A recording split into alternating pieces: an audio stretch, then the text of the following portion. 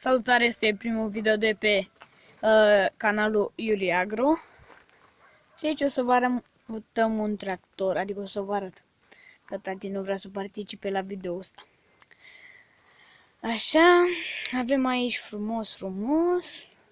O să mai fac videouri dacă vreți și văd acolo multe like-uri. Așa, și comentarii de la voi. Chestii frumos, aici o baterie. Bine, pe aici să vă arăt, o să-i dăm și o cheie. La. Așa, avem aici.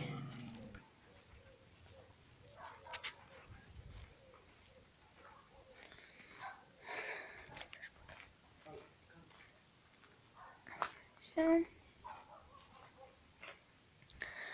Are servo-direcție băiatul.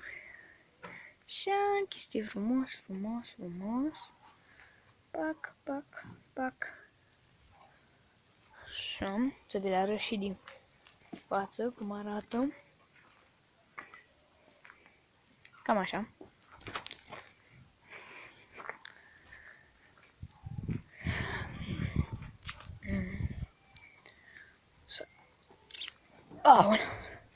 Asta s-a mișcat. Da, mă iertați voi. Așa, avem pe aici ceva just fresh, așa, manete. Chestiile astea cred că aveți și voi cei care aveți tractoare de se deschid și în partea aia și în partea aia. Aici. Manete, chestii. Așa.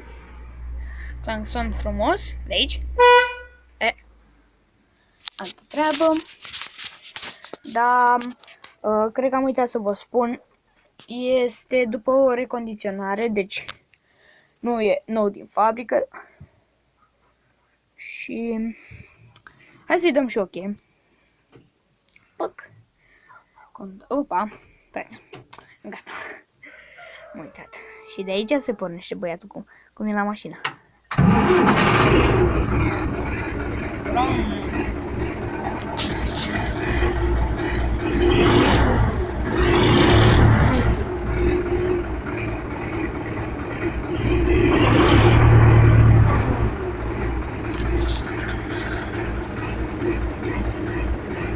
Asta să vă arăt. Așa.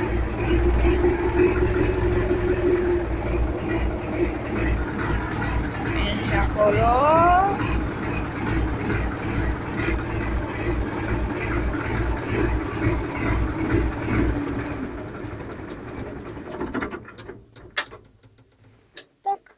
Tac. Cam atât a fost și cu videoul de azi. Sper că v-a plăcut. Dacă v-a plăcut, dați și voi acolo un like și un comentariu. Și cam atât. Pa!